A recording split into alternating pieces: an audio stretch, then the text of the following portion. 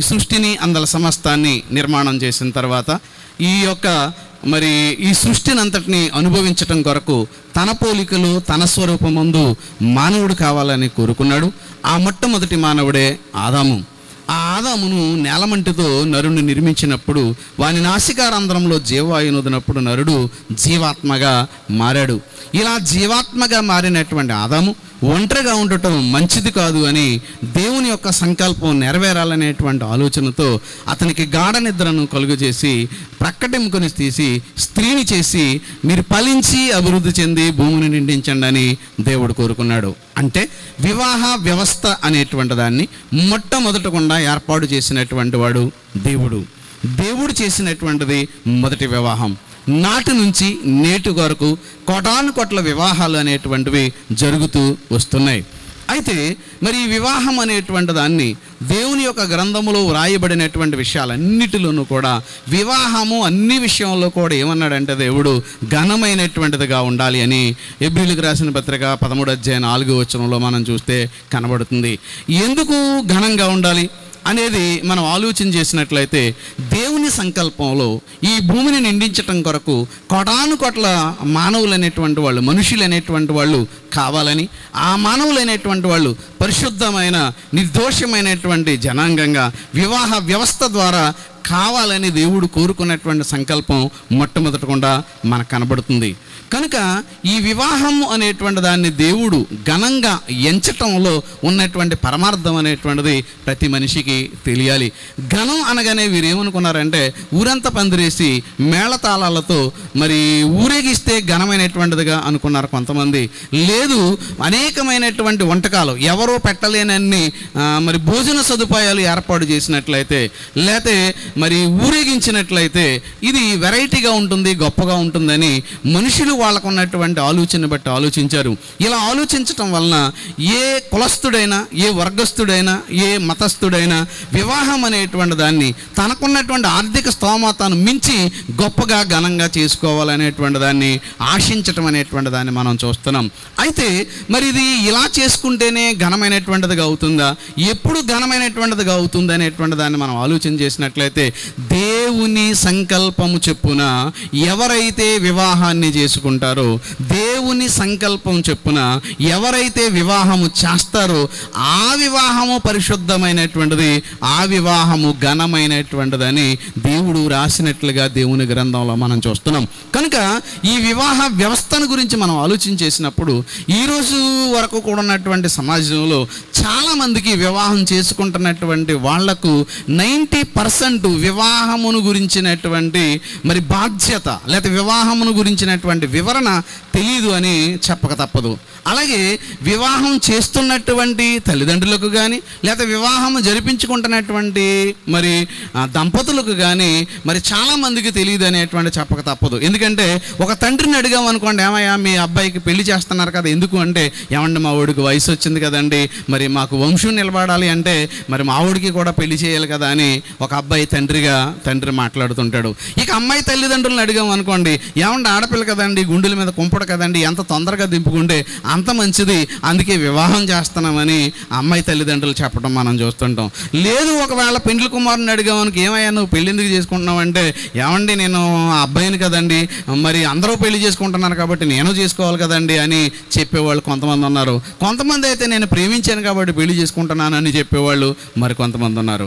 ఇక అమ్మాయిని అడిగామనుకోండి, ఏమోండి నా తల్లి నా తండ్రి నా పెద్దలు చెప్పారు, తలంచుకుంది తాళి కట్టించుకోవడం తప్ప అంతకంటే నాకు తెలియదు అని అమ్మాయి చెప్పడం అనేటువంటి దాన్ని మనం చూస్తున్నాం. పోనీ సమాజంలో ఉన్నటువంటి వారు ఎవరైనా దీని గురించి సరైనటువంటి వివరణ అనేటువంటి దాన్ని ఇచ్చుకుంటూ వచ్చారా అనేటువంటి దాన్ని చూస్తే అభ్యుదయవాదులు అనుకునేటువంటి వాళ్ళు, లేక సంఘ సంస్కర్తలు అనుకునేటువంటి వాళ్ళు, లేకపోతే రచయితలు అనుకునేటువంటి వాళ్ళు వాళ్ళ రచనల్లో అనేకమైనటువంటి పాటలు వచ్చినాయి, అనేకమైనటువంటి ఉపన్యాసాలు వచ్చినాయి. అలాంటి వాటిలోనే మరి ఒక 20-30 30 సంవత్సరాల క్రితం ఒక సినీ రచయిత మరి ఒక పాటను రాశాడు. అదే గాయకుడు పాడగా మనం విన్నాం. ఏంటంటే పెళ్లి చేసుకుని ఇల్లు కట్టుకుని చల్లగా కాలం గడపాలని. అంటే ఆయన యొక్క దృష్టిలో మరి ఇల్లు కట్టుకోవడము, పెళ్లి చేసుకోవడం, సంసార జీవితం అనేటువంటిది ఏంటంటే ఒక చక్కటి బంధము, లేక చక్కటి అనుబంధము, చల్లగా ఉంటుంది అనేటువంటి దాన్ని, తన అభిప్రాయాన్ని తను వ్యక్తీకరించినట్లుగా మనం చూస్తున్నాం. అలాగే ఒక 7-8 సంవత్సరాల క్రితం మరో రచయిత ఒక పాటను రాశాడు పెళ్లి గురించి. ఏమన్నాడంటే, వద్దురా సోదరా పెళ్ళంటే నూరేళ్ళ మంటరా. అంటే ఇతని దృష్టిలో ఎలా కనిపించింది అనమాట, పెళ్ళేం వద్దురా, పెళ్లి చేసుకుంటే నీ జీవితం అంతా కూడా మంటరా అనే మాటను ఇతను రాస్తున్నాడు. అంటే ఎందుకు ఇలా జరిగింది, ఆ వ్యక్తికి ఎందుకు ఇలా జరిగింది, ఈ వ్యక్తికి ఎందుకు ఇలా జరిగింది, ఎక్కడ పొరపాటు జరుగుతుంది అనేటువంటి దాన్ని చూస్తేనండి, వివాహము అనగానే ఈరోజు ఒక నవ్వులాటగా తయారైపోయింది. ఈరోజు ఉన్నటువంటి వ్యవస్థను మనం చూస్తుంటే, ఈ మీడియా కానీ లేకపోయినట్లయితే ఈ సీరియల్స్ కానీ లేక ఈ సినిమాలు కానీ అనేటువంటి వచ్చిన తర్వాత అండి మొత్తం కుటుంబ వ్యవస్థ అనేటువంటిదే మొత్తం దెబ్బతినేసిందండి. అంటే భర్త అంటే ఒక శాడిస్ట్ లాగా, లేదా ఒక భార్య అంటే ఒక హింసకురాలు లాగా అనేకమైనటువంటి సీరియల్స్లో చూపిస్తున్నారు, సినిమాల్లో చూపిస్తున్నారే తప్ప ఇది ఒక అందమైన బంధం, అందమైన ఒక అనుబంధం, ఇది కుటుంబ బంధం, ఇది గొప్ప విలువలతో కూడుకున్నది అనేటువంటి వ్యవస్థను ఈరోజు సమాజం అనేటువంటిది సరిగ్గా పరిచయం చేయలేనటువంటి పరిస్థితిలోనికి వచ్చింది అనేది మనకు చెప్పదు. కనుక ఈరోజు కోర్టులో నడుస్తున్నటువంటి కేసుల్లో 100కి మరి 90%, ఇంచుమించు 75% కేసులు అనేటువంటివి వేటికి సంబంధించినటువంటి నడుస్తున్నాయంటే భార్య భర్తలకు మధ్యన జరుగుతున్నటువంటి గొడవలకు, డైవర్స్కి సంబంధించినటువంటి కేసులే జరుగుతున్నాయని నేడున్నటువంటి సర్వే అనేటువంటిది వెల్లడిస్తుంది.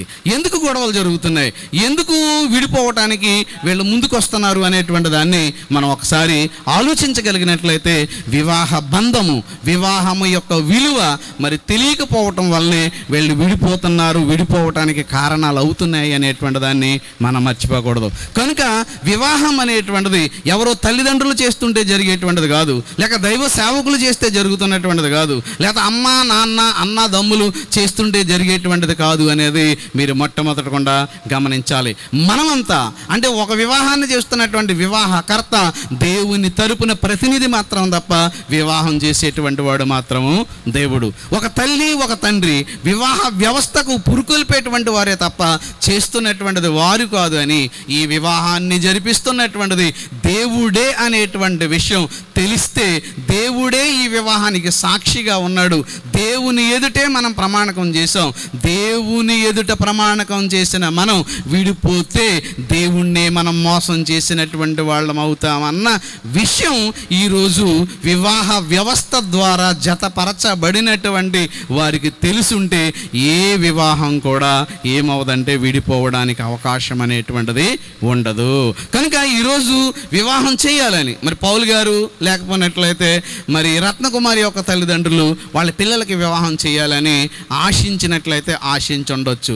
అయితే మరి ఇప్పుడు వరుడుగా ఉన్నటువంటి ఆనంద్ కానీ వధువుగా ఉన్నటువంటి రత్నకుమారి కానీ వివాహము ద్వారా జతపరచబడాలన్నది దేవుని యొక్క కోరిక ఎప్పుడు అనేది మనం బైబిల్ గ్రంథాన్ని మనం ఆలోచించగలిగితే, ఎఫెసీయులకు రాసినటువంటి పత్రిక అపోస్తలుడైనటువంటి పౌలు గారు రాస్తూ ఎఫెసీయులకు రాసినటువంటి పత్రిక 1వ అధ్యాయము 4 నుంచి 6 వచనాలు మనం చదువుకుంటే మరి దేవుడు కోరుకున్నటువంటిది ఏంటంటే వివాహ వ్యవస్థలో పరిశుద్ధమైనటువంటిది గాను నిర్దోషమైనటువంటిది గాను దేవునికి ప్రజలు కావాలని, దేవునికి పిల్లలు కావాలని ఈ వివాహ వ్యవస్థను దేవుడు ఎప్పుడు కోరుకున్నాడట, జగత్తు పునాది వేయబడక ముందే. అర్థమైందండి. అంటే ఇప్పుడు నూతనంగా జతపరచబడుతున్నటువంటి ఆనంద కానీ లేకపోతే రత్నకుమారి కానీ వీరు జతపరచబడాలని నెల క్రితమో 2 నెలల క్రితమో 3 నెలల క్రితమో ఈ జంటను ఏర్పాటు చేసిన తర్వాత తల్లిదండ్రులు, రక్త సంబంధులు, బంధువులు మనం అనుకుంటే అనుకోవచ్చు, కానీ వీరిద్దరూ జతపరచబడాలని దేవుని సంకల్పం ఎప్పుడంటే జగత్తు పునాది వేయబడక ముందు అన్నాడు. అంటే ఈ ప్రపంచ వ్యవస్థ అనేది అసలు ఏర్పాటు చేయక ముందే దేవుడు వీళ్ళిద్దరూ వివాహము ద్వారా జతపరచబడాలని దేవుడు కోరుకున్నాడు. అంటే ఈ వివాహ వ్యవస్థ ఎంత బలమైనదో, ఎంత గొప్పదో మీరు ఆలోచించండి. అదేంటండి ఈ అబ్బాయి వయసు చూస్తే 30 సంవత్సరాలు, లేదా అమ్మాయి వయసు చూస్తే చూసినట్లయితే 25 సంవత్సరాలు, మరి కోటాను కోట్ల సంవత్సరాల క్రితం వీళ్ళు ఎక్కడ ఉన్నారు, వీళ్ళ వయసుని బట్టి మీరు అనుకోవచ్చు. కానండి, నాకు 19 సంవత్సరాల కూతురు ఉందండి. ఈ 19 సంవత్సరాల కూతురు మరి ఒక 20 సంవత్సరాల క్రితం ఎక్కడుంది అన్నాం అనుకోండి, నాలో ఉందండి. మరొక 50 సంవత్సరాలకు వెళ్ళాను అనుకోండి, 50 సంవత్సరాల క్రితం నేనే పుట్టలేనప్పుడు నేనెక్కడ ఉన్నానంటే నేను నా తండ్రిలో ఉన్నాను. అంటే అప్పుడు నేను నా తండ్రిలో ఉంటే, నా కూతురు నాలో ఉంటే, ఇంకొక 100 సంవత్సరాల క్రితం వెళ్ళామనుకోండి, నా తండ్రి మా తాతలో ఉంటే, ఇలా మీరు లెక్కేసుకుంటూ వచ్చారనుకోండి, మొట్టమొదటి మానవుడు మిగిలేవాడు ఎవరో తెలుసండి? ఆదాము. అందుకని దేవుడు చేసిన వివాహం మనం ఆదాములో నుంచి ఈ భూమి మీద ఉన్న సుమారు 730 కోట్ల మంది జనాలు భూమి మీదకి మరి రావటానికి కారకుడు ఎవరు అన్నట్లయితే ఆదాము అనేటువంటి విషయం మర్చిపోకూడదు. అంటే ఈ వివాహం ద్వారా వీళ్ళు జతపరచబడాలని దేవుడు కోటాను కోట్ల సంవత్సరాల క్రితం కోరుకున్నాడు కనుక ఈ వివాహ వ్యవస్థ జరుగుతుంది. అంటే ఆనంద భూమి మీద ఉండాలంటే ఆనంద తండ్రి మరి పౌలు గారు ఉండాలి, మరి పౌలు గారు మరి ఉండాలి అంటే వాళ్ళ తండ్రి ఉండాలి, మరి వాళ్ళ తండ్రి ఉండాలి అంటే వాళ్ళ తండ్రి ఉండాలి. అంటే ఈ యొక్క బంధంలో, ఈ యొక్క సంబంధంలో మరి పౌలు గారు లేకపోయినట్లయితే ఆనంద లేడు, మరి ఆనంద లేకపోయినట్లయితే మరి వెనకాల ఉండేటువంటి జనాంగం అనేటువంటి దానికి కనబడదు. ఇలా ఎంతమంది వ్యక్తుల తరాలలో నుంచి దాటించుకుంటూ దేవుడు తీసుకుని వచ్చాడు అనేది మనం మర్చిపోకూడదు. ఇది వివాహ వ్యవస్థలో ఉన్నటువంటి అర్థం, పరమార్థం అనేటువంటి దాన్ని మర్చిపోకూడదు. కాకపోతే మరి ఈ విధంగా జతపరచబడుచున్నటువంటి వారు దేవుని సంకల్పం అని మనం చెప్పుకున్నాం. మరి దేవుని సంకల్పం నెరవేరాలంటే ఏం చేయాలి అనేటువంటి దాన్ని మనం ఆలోచిస్తే, ఏదో చెప్పారండి 12 కాపురానికి 12 సూత్రాలని. ఇలాంటి 12 సూత్రాలు 13 సూత్రాలు ఇవేమీ కాదు, కానీ బైబిల్ గ్రంథంలో చెప్పబడినటువంటి వివాహానికి సంబంధించిన వివరణ. అంటే పెండ్లి కుమారుడు ఎలా ఉండాలి, పెండ్లి కుమార్తె ఎలా ఉండాలి, వాళ్ళ బంధం ఎలా ఉంటుంది అనేది చెప్పిన ఏకైక పుస్తకం ప్రపంచంలో బైబిల్ గ్రంథం ఒకటి మాత్రమే అనేది మీరు గమనించాలి. కనుక ఇంతవరకు చదవబడినటువంటి వాక్యాలు మీరు ఆదికాండం చదవగా మీరు విన్నారు, ఎఫెసీ పత్రిక చదవగా మీరు విన్నారు, యోహాను సువార్త చదవగా మీరు విన్నారు. ఇలా చెప్పుకుంటూ పోతే అనేకమైనటువంటి విషయాల్లో కనబడుతుంది. కనుక మరి వివాహ వ్యవస్థ ద్వారా జతపరచబడుతున్నటువంటి పెండ్లి కుమారుడు, పెండ్లి కుమార్తె అంటే ఆనందు, రత్నకుమారి మరి తెలుసుకోవలసినటువంటి ఒక విషయం మరి ఇక్కడ నేను మీకు సభాముఖంగా మీకు తెలియజేస్తున్నాను. ఎందుకంటే ఎఫెసీయులకు రాసినటువంటి పత్రిక 5:22 స్త్రీలారా మరి ప్రభువునికి వలె మీ సొంత పురుషులకి ఏం చేయమన్నాడంటే లోబడి. అంటే ఇప్పుడు రత్నకుమారి ఏం చేయాలంటే తన సొంత పురుషుడు అంటే తన కాబోయే భర్త ఎవరో ఆనందకి లోబడాలి. అర్థమైందమ్మా? నీ భర్తకు నువ్వేం చేయాలి? లోబడాలి. ఏ విషయంలో? 1, 2 కాదు, ఈచ్ అండ్ ఎవ్రీథింగ్, ప్రతి విషయంలో కూడా లోబడాలి. సమస్య ఎక్కడ వస్తుందంటే నువ్వెంతంటే నేనెంత, నీకు నాకు తేడా ఏంటి, నేను నీకంటే ఎక్కువ లేకపోతే నేను నీకంటే తక్కువ ఏంటి అనే ఘర్షణ జరిగిందనుకోండి, లేదా ఎగోయిజం స్టార్ట్ అయిందనుకోండి, అక్కడ వీళ్ళ మధ్య ఏం ప్రారంభం అవుతుందంటే గొడవలు ప్రారంభం అవటం అనేటువంటిది జరుగుతుంది. కనుక స్త్రీ అనేటువంటిది ఎప్పుడూ కూడా ప్రతి విషయంలో కూడా ఎలా ఉండాలి? లోబడే ఉండాలి అని కోరుకున్నాడు. అందుకే బైబిల్లో కూడా దేవుడు చెప్పుకుంటూ యవన స్త్రీలు వివాహం చేసుకుని మరి పిల్లలను కని గృహ పరిపాలన జరిగించాలన్నాడు. నిజమేనండి, ఇది మంచిదండి. నిజంగా వాళ్ళ పిల్లలకని వాళ్ళ గృహ పరిపాలన జరిగిస్తే చాలా హ్యాపీగా, చాలా మంచిగా ఉండేది. అందుకేనేమో కవి ఆ రోజుల్లో పెళ్లి చేసుకుని ఇల్లు కట్టుకుని చల్లగా కాలం అన్నాడు. కానీ రాను మనం డెవలప్ అయ్యామని మరేంటి అన్నట్లయితే టెక్నాలజీ డెవలప్ అయింది, ఆర్థిక వ్యవస్థ డెవలప్ అవ్వాలనేటువంటి ఉద్దేశంతో పురుషుడితో పాటు స్త్రీ కూడా ఏం చేస్తే మంచిది, ఉద్యోగం చేస్తే మంచిది, సంపాదిస్తే మంచిది అని మనిషికి ఆలోచన వచ్చింది. ఈ ఆలోచనలో భాగంగా స్త్రీ కూడా ఏం చేసిందంటే ఉద్యోగం చేయటం ప్రారంభించింది. ఎప్పుడైతే ఇరువురు ఉద్యోగం చేయటం సంపాదించారో ఆర్థిక వ్యవస్థ మెరుగుపడింది, కుటుంబ వ్యవస్థ కుంటిపడింది. ఏంటండి? ఆర్థిక వ్యవస్థ మెరుగుపడింది కానీ కుటుంబ వ్యవస్థ కూలబడింది లేకపోతే కుంటుబడింది. ఎందుకంటే ఇద్దరు ఉద్యోగానికి వెళ్ళడం వలన పిల్లల్ని సరైన అవగాహనలో పెంచలేనటువంటి పరిస్థితి. ఎప్పుడైతే ఆర్థిక స్వేచ్ఛ అనేటువంటిది వచ్చిందో, నీ మాట నేను లెక్క చేసేదేంటి, నా మాట నువ్వు లెక్క చేసేదేంటి, మనీ మేక్స్ మెనీ థింగ్స్ కదా, డబ్బు ఉంటే ఏదైనా సాధించవచ్చు కదా అని వీళ్ళలో ఏం ప్రారంభించబడిందంటే అహంకారం అనేటువంటిది ప్రారంభించబడింది. ఒకరి మధ్య ఒకరికి తగ్గించుకునేటువంటి గుణం అనేటువంటిది లేకుండా పోయింది. కనుక దేవుని యొక్క వాక్యంలో అందుకని ఏం చెప్పాడంటే, సమాజంలో స్త్రీ దొరకటం, సమాజంలో మరి పురుషుడికి స్త్రీ అనేటువంటి సంపాదించడం కష్టం కాదు, కానీ గుణవతి అనేటువంటి భార్య దొరుకుట అరుదు అన్నాడు. మరి గుణం, క్యారెక్టర్ అనేటువంటిది ఎక్కడ ఉంటుంది? ఏ యూనివర్సిటీ పాఠాల్లో ఉంది, ఏ పాఠ్య పుస్తకాలలో ఉందని మనం చూస్తే గుణం అనే అలంకారము కేవలం బైబిల్లో మాత్రమే ఉంది. ఏ స్త్రీ అయితే బైబిల్ చదువుతుందో, ఏ స్త్రీ అయితే దేవుని యొక్క వాక్యం వింటుందో, ఏ స్త్రీ అయితే దేవుని వాక్యం నేర్చుకుంటుందో, అలాంటి వాళ్ళంతా కూడా ఎలా ఉంటారు అంటే తన భర్తకు అనుగుణమైనటువంటి వారుగా, తన భర్తకు లోబడేటువంటి వాళ్ళుగా.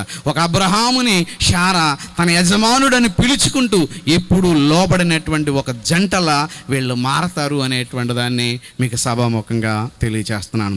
ఇకపోతే పెండ్లి కుమారుడి దగ్గరికి వచ్చేటప్పటికి అన్నాడు, ఆనంద విషయంలో ఏం చేయాలన్నట్లయితే, పురుషులారా మీరును మీ భార్యలను ఏం చేయాలన్నాడంటే ప్రేమించమన్నాడు. అంటే ఇప్పుడు పురుషుడు తన భార్యను ప్రేమించాలి. ప్రేమించటం కష్టమా, లోబట్టం కష్టమా అన్నాం అనుకోండి, లోబట్టం కష్టం అనుకుంటుంది సమాజం. కానండి లోబట్టం అంటే ఏముందంటే 2 నిమిషాలు తలంచుకుని 2 నిమిషాలు తలాడిస్తే నటించే అయిపోయేది. కానీ ప్రేమ అలాంటిది కాదు. ప్రేమ అనేటువంటిది ఉంటేనండి అసలు గొడవే రాదండి, అసలు సమస్య రాదండి అసలు. ఎందుకంటే కొరింథీయులకు రాసిన పత్రిక 13వ అధ్యాయంలో చెప్తాడు, ప్రేమ అన్నిటినీ తాళుతుంది, అన్నిటినీ ఓర్చుకుంటుంది, అన్నిటినీ ఏం చేస్తుందంటే సహిస్తుంది, అపకారాన్నే మనసులో ఉంచుకోదు. తర్వాత ఏంటన్నట్లయితే తన వలె తనని అందరినీ కూడా ప్రేమించేటువంటి గుణం అది క్రీస్తుకుంది. అదే ఈరోజు ప్రపంచాన్ని అంతటినీ కూడా క్రీస్తు వారు జయించింది దేంతో అంటే ప్రేమతో జయించాడు. ప్రేమతోనే ఈరోజు సమాజంలో క్రీస్తు బోధలు అనేటువంటివి నడుస్తున్నాయంటే శత్రువును కూడా ప్రేమించగలిగినటువంటి మహోన్నతమైనటువంటి వ్యక్తిగా చరిత్రకెక్కినటువంటి వాడుగా కనబడుతున్నాడు. కనుక పురుషుడు క్రీస్తు యొక్క స్వరూపం అన్నాడు. కనుక పురుషుడు స్త్రీ విషయంలో కూడా ఒక సంఘాన్ని కాపాడటం కొరకు తన ప్రాణాన్ని ఎలాగైతే బలి చేశాడో, అలాగే పురుషుడు కూడా తన భార్యను పోషించటంలో, కాపాడటంలో కూడా అంత త్యాగమూర్తి కావాలని, ప్రేమమూర్తి కావాలని, పురుషులారా మీరు మీ భార్యను ఏం చేయమన్నాడంటే ప్రేమించమన్నాడండి. ఇక్కడ వరకు బాగుంది. అంటే స్త్రీ లోబడి ఉంటే, పురుషుడు ప్రేమిస్తూ ఉంటే వీళ్ళిద్దరి మధ్యన ఏం జరగదంటే గొడవ జరగడానికి అవకాశం అనేటువంటిదే ఉండొద్దు అనేటువంటి విషయాన్ని మీకు సభాముఖంగా నేను ఇక తెలియచేస్తున్నాను. ఇక కాకపోతే స్త్రీల విషయంలో మరొకటి చెప్పాడు. పేతురు రాసినటువంటి మొదటి పత్రిక 3వ అధ్యాయము 7వ వచనంలోకి వచ్చేటప్పటికి ఏమన్నాడంటే మరొక మాటను చెప్పుకుంటూ, జీవమును కృపావరముల్లో మీ భార్యలు మీతో పాలివారై ఉన్నారు కనుక ఎక్కువ బలహీనమైన ఘటమని చెప్పి ఆమెను ఏం చేయమన్నాడు అన్నట్లయితే సన్మానించండి అన్నాడండి. ఇదండి భార్యను సన్మానించటం అంటే గౌరవించటం, పూజించటం, కొనియాడటం. ఇది జరుగుతుందంటే పక్కా ఉండి పొగుడుతాడు, కానీ ఎప్పుడు నువ్వు మంచి చీర కట్టుకున్నావు, లేదా నువ్వు చాలా చక్కగా ఉన్నావు, నువ్వు చాలా అందంగా ఉన్నావు అన్న మాట ఎప్పుడు కూడా రాదు. ఎందుకు? వీడికంటే వీడికి ఎగోయిజం, అహంకారం. కానీ ఏమన్నాడు, బలహీనం అంటే నువ్వు మెచ్చుకుంటే, లేకపోతే నువ్వు తనకి ప్రాధాన్యత అనేటువంటిది ఇస్తే, జీవమనే కృపవరంలో పాలిభాగస్తురాలు కనుక ప్రతి విషయాన్ని నువ్వు ఆమెతో గనక నువ్వు ఏం చేసినట్లయితే డిస్కస్ చేయగలిగినట్లయితే ఆమె చాలా గొప్పది అంటున్నాడు. ఎందుకంటే ఆనందం వచ్చిన స్త్రీ తట్టుకోలేదు, దుఃఖం వచ్చినప్పటికీ కూడా తట్టుకోలేదు. ఏమంటే ఆనందం వచ్చినా తట్టుకోలేదు. అందుకని జ్ఞానం చెప్పున్నాడు. కాపురం చేయడానికి జ్ఞానం ఎందుకు? చాలామంది అనుకుంటారు ప్రేమించి పెళ్లి చేసుకుంటున్నారు, పెద్దలు పెళ్లి చేసుకుంటున్నారు, లేచిపోయి పెళ్లి చేసుకుంటున్నారు, ఎన్నో చేసుకుంటున్నారు. మరి పెళ్లి చేసుకోవడానికి జ్ఞానం, కాపురం చేయడానికి జ్ఞానం ఎందుకు అన్నాడు అనుకోండి. బ్యాలెన్స్ చేయటం అంటే, స్త్రీని బ్యాలెన్స్ చేయటం అంటే సామాన్యమైనటువంటి విషయం కాదండి. ఎందుకంటే వాళ్ళు ఎప్పుడు ఎక్కడ ఎలా మారిపోతారో తెలీదు. ఫర్ ఎగ్జాంపుల్ ఇప్పుడు ఆనందం ఉన్నాడు అనుకోండి, ఇప్పుడు మా నాన్నగారిని హాస్పిటల్, వాళ్ళ నాన్నగారిని వాళ్ళ అమ్మగారిని హాస్పిటల్కి తీసుకెళ్ళాలనుకోండి, అప్పుడు ఏం చెప్పాలంటే, ఏంటి మా అన్న చూస్తే హాస్పిటల్కి తీసుకెళ్ళమంటే మా అమ్మని తీసుకెళ్ళలేదు, మా తమ్ముడికి కూడా ఖాళీ లేదు అంటున్నాడు, నేనే తీసుకెళ్ళాలా అన్నాడు అనుకోండి. మరి నువ్వు తీసుకెళ్ళకపోతే ఎవరు తీసుకెళ్తారంటది ఆవిడ. నువ్వే తీసుకెళ్ళాలి, నీకు బాధ్యత లేదా అంటది. లేదు మా నాన్నగారిని హాస్పిటల్ తీసుకెళ్ళి వస్తాను, నువ్వు ఇంటికాడ ఉండను వాడికి. మీ తమ్ముడికి లేనిది మీ అన్నకు లేనిది నీకెందుకు పట్టింది అంటది. ఏంటి ఇక్కడ ఇంతకైనా సమస్య ఆలోచించారా? అంటే అందుకని జ్ఞానము చెప్పున అనగానే అక్కడ బ్యాలెన్స్ చేయవలసినటువంటి బాధ్యత ఎవరిదనమాట? పురుషుడు ఉంది. అందుకని ఆదాము మోసపరచబడలేదు, కానీ ఎవరు మోసపరచబడ్డారు అన్నాడంటే అవ్వమ్మ మాత్రమే మోసపరచబడినటువంటిదిగా మనం చూస్తున్నాం. కనుక స్త్రీ బలహీనమైనటువంటి ఘట్టంగా ఇది గమనించాలి. ఇకపోతే నాయన వివాహం ద్వారా జతపరచబడుచున్నటువంటి ఆనందం తెలుసుకోవాల్సింది ఏంటంటే, నీవు ఈ వివాహ బంధంలో నీతో పాటు అంటే నీ భార్యతో పాటు నీకు ఎవరు వస్తారో తెలుసా? ఒక అత్త వస్తుంది, ఒక మామ వస్తాడు, లేకపోతే ఒక బామ్మరుది వస్తాడు, లేకపోతే మరొక కుటుంబం ఏర్పడుతుంది. అయితే ముఖ్యము, నీ భర్త తరపున ఉన్నటువంటి వాళ్ళు కూడా నీకంతే ముఖ్యం అనేటువంటి విషయాన్ని గమనించవలసినటువంటి అవసరత అనేటువంటిది ఉంది. ఇక కాకపోతే తల్లిదండ్రుల యొక్క బాధ్యత అనేటువంటిది చాలా ఎక్కువ ఉన్నదండి. ఒక తండ్రిని, ఒక తల్లిని, ఒక కుటుంబాన్ని విడిచిపెట్టి ఒక కోడలుగా నీ దగ్గరికి ఒక అమ్మాయి వచ్చిందంటే ఆ అమ్మాయిని నువ్వు ఎలా చూసుకోవాలి అంటే కూతురులాగా చూసుకోవాల్సినటువంటి బాధ్యత అత్తగారికి కనబడుతుంది అనేటువంటి విషయాన్ని మర్చిపోకూడదు. ఇక కాకపోతే కోడలు కూడా తన అత్తగారిని ఎలా చూసుకోవాలంటే ఒక తల్లిని చూసుకున్నట్టుగా చూసుకోవాలి. అందుకని బైబిల్లో ఏం చెప్పిందంటే అత్త కోడల యొక్క బంధం ఏమన్నాడంటే తల్లి కూతుళ్ళ యొక్క బంధంతో పోల్చటం జరిగింది. ఒక తల్లి చూడండి, ఒక కూతుర్ని ఎన్ని తిట్టినా, ఎన్ని కొట్టినా, ఎన్ని అన్నా తల్లి అని వెంటనే తల్లి దగ్గరికి వెళ్ళిపోతుంది. అదే అత్తగారు ఒక మాట అన్నదనుకోండి, నువ్వన్న మాట నేను ఇంకా మర్చిపోలేదు, నా నల్లగుండుల్లో దాచే ఉన్నాను. ఎప్పుడన్నావు? 10 సంవత్సరాల క్రితం అన్నావు, నువ్వేమన్నావో నేను మర్చిపోయాను అనుకుంటున్నావా అంటుంది. అలాగే మరి అత్త విషయంలో కూడా అంటే కోడల విషయంలో అలాగ ఉంటే అత్త విషయంలో కూడా ఏంటన్నట్లయితే కోడల విషయంలో కూడా దిప్పేటువంటి కార్యక్రమం అనేటువంటిది కనబడుతుందండి. ఏమంటే ఒక సంఘటన జరిగినటువంటి ఒక నిజ సంఘటన చెప్తున్నాను. ఒక కుమారుడు తల్లి మరి ఎక్కడికి వెళ్ళారంటే మరి నూతనంగా మరి వివాహం అయినటువంటి తన యొక్క చెల్లెలింటికి తీసుకుని వెళ్ళాడంట. అబ్బాయి తన చెల్లెలింటికి వాళ్ళ అమ్మని తీసుకుని వెళ్ళేటప్పటికి వీళ్ళ ఇంటి దగ్గర ఉన్నారు. వాళ్ళిద్దరూ కూడా ఉద్యోగం నుంచి వచ్చారు. వచ్చిన వెంటనే వీళ్ళు కూర్చుని ఉంటే వాడు త్వరగా తీసుకుని వెళ్ళి ఏం చేశాడంటే కాఫీ కలుపుకొని వచ్చి తన భార్యకు కూడా ఒక కప్పు ఇచ్చి, వాళ్ళ అత్తగారికి ఒక కప్పు ఇచ్చి, వాళ్ళ బావగారికి ఒక కప్పు ఇచ్చి వీడు కూడా కూర్చుని తాగాడట. ఇంకా తల్లి ఆనందం ఎలా ఉందో తెలుసా అండి? పొంగిపోయింది. ఇంక అందరినీ పిలిచి చెప్పడం ప్రారంభించిందంట. నల్లుడు అంటే ఏమనుకున్నావు? అంతటోడు కాదు, ఇంతటోడు కాదు, బంగారం. ఇంత బాగా చూసుకునేటువంటి వాడు ఎవరో కూడా ఉండరు. నా కూతుర్ని చాలా బాగా చూసుకుంటున్నాడో, చాలా చేస్తున్నాడని. పాప మా అమ్మాయికుడు కొడుకు విన్నాడు. అంటే మా చెల్లెలకి మరి మా బావ టీ కాసి లేకపోతే కాఫీ కాసి ఇవ్వటం వల్లనే ఇంత ప్రేమగా చూసిందని మా అమ్మ చెప్పిందంటే నేను ఏ రోజు చేయలేదు, కాబట్టి ఈసారి నేనైనా చెయ్యాలి, నేర్చుకోవాలి అని అనుకున్నాడు. మంచిదే కదా, మంచి పాఠమే కదా. కొన్ని రోజులు పోయిన తర్వాత కొడుకింటికి వెళ్ళిందంట ఇదే తల్లి. వెళ్ళిన వెంటనే వీడు ఏం చేశాడంటే వీడు కాఫీ కాసుకొచ్చి వాళ్ళ భార్య కొట్టించి వీడు కూడా ఇచ్చాడట. ఈవిడ కాఫీ తాగటం మానేసి పక్కనెట్టి, యారా అప్పుడే నాశనం అయిపోయావా, నీకు పౌరుషం లేదా, నీకు మేషం లేదా, నువ్వు అక్కడ పరువు తీసి పంచరేసావా అని. ఎందుకింతకి ఏం జరిగింది ఇంతకని అంటే కొడుకు కోడలుగా చేస్తే తప్పు, కానీ అల్లుడు కూతురుగా చేస్తే రైట్. ఎక్కడ చెడిపోయింది? స్వభావం. అందుకని ఒక తల్లి అయితే తల్లి ఉందనుకోండి, తన కూతురు కూర బాగా వండకపోయినా, అది మార్చేసిన, నాశనం చేసిన ఎవరికి చెప్పదు, 2 మాటలు అనేసి తన పని తను చేసుకుంటుంది. అదే కోడలు కనుక ఏదైనా చిన్న చేసింది అనుకోండి, మొత్తం ఊరందరినీ పిలిచి పంచాయతీ పెడుతుంది. ఎందుకు? అక్కడ కోడలు, ఇక్కడ కూతురు. అలాగే ఒక తల్లి ఎన్ని మాటలన్నా కోడలు ఓర్చుకుంటుంది, కూతురు అదే మరి అత్తగారు ఒక మాట అన్నదనుకోండి, ఇరుగు పొరుగు వారు అందరి దగ్గర పంచాయతీ పెట్టేదాన్ని మనం చూస్తున్నాం. అంటే ఎక్కడ చెడిపోయిందంటే బంధం చెడిపోయింది. కనుకమ్మ ఇప్పుడు మీ అత్తగారిని నువ్వు ఎలా చూడాలి అంటే తల్లిలాగానే చూడాలి. ఇక మీ అత్తగారు కూడా నిన్ను ఎలా చూడాలంటే కూతురులాగానే చూడాలి. ఇలా ఉంటే అసలు వీళ్ళ మధ్య గొడవలు అనేటువంటి ఉండటానికే అవకాశం అనేటువంటిది లేదు అనేది సభాముఖంగా నేను మీకు తెలియజేస్తున్నాను. ఇక కాకపోతే ఒకరినొకరు అర్థం చేసుకుంటూ మరి ఒకరినొకరు చెప్పుకుంటూ, అలాగే మరి ఆనంద కూడా ఏం చేయాలి, ఎప్పుడు కూడా భార్యని ఏం చేయాలి, ఎప్పుడు అన్ని విషయంలో కూడా ప్రేమ, అన్ని విషయంలో ఆమె లోబడాలి, ఇతడు అన్ని విషయంలో కూడా ఏం చేయాలన్నమాట, ఏం చేయాలి, ప్రేమించాలి. ముందన్నాడట నువ్వంటే పడి చేస్తానన్నాడంట. అయ్యో వీడు ఎంత ప్రేమో అనుకుంది పాపం. తర్వాత పెళ్ళైన తర్వాత నుంచి పడి తందున్నాడట. ముందేమన్నాడో పడి నువ్వంటే పడి చేస్తానన్నాడు. తర్వాత మన ఆనందం అలాంటి కదలండి, మరి మంచోడే అని నేను నమ్ముతున్నాను. దేవుని వాక్యం అంటే చాలా ఆసక్తి కలిగినటువంటి వాడు ఉంటాడు, మరి తన భార్యను ప్రేమగా చూసుకుంటాడు అనుకుంటున్నాను. అలాగే కుటుంబం కూడా చాలా మంచి కుటుంబం అనేటువంటిది నాకు తెలిసినటువంటి మట్టుకి.